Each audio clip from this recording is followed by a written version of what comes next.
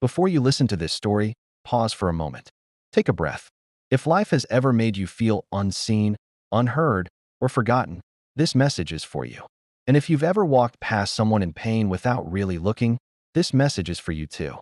Today, we pray for hearts that remember compassion, for eyes that learn to see people instead of labels, and for the courage to love even when it's uncomfortable. May kindness find us before regret does. He had more money than he could ever spend, yet one night, standing alone in a penthouse that overlooked the entire city, he felt something terrifying: emptiness. Not the kind you fill with luxury, but the kind that whispers when everything goes quiet. That night, he made a decision no one would understand. He removed his watch, his ring, his name, and walked into the streets with nothing but old clothes and a promise to himself.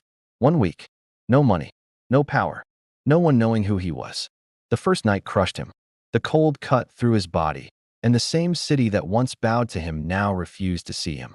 People walked past, as if he were invisible. Some stared with disgust. Others pulled their children away. In that silence, he learned his first lesson. When you have nothing, the world often pretends you don't exist. Hunger came next. By the second day, it burned more than pride ever had. He stood outside a bakery, breathing in warmth he couldn't afford. He asked for food, barely able to meet anyone's eyes. Most ignored him. One laughed. Another told him to work harder. When someone finally handed him a small sandwich, his hands shook.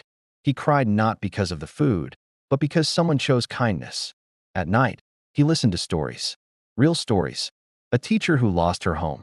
A veteran forgotten after service. A mother one mistake away from losing everything. They weren't weak. They weren't lazy. They were human.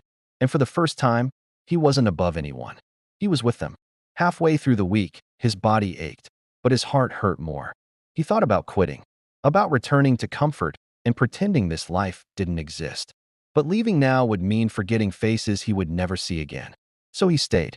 On the 5th day, a child sat beside him and offered half of her snack.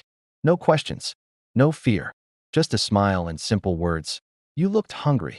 In that moment, something inside him broke open. Not pain, understanding. He realized how little it takes to change a life, and how often we choose not to.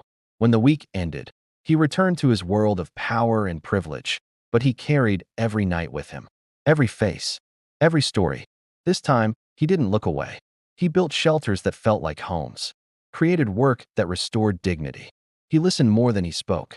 And sometimes, quietly, he returned to the streets, not to be seen, but to see.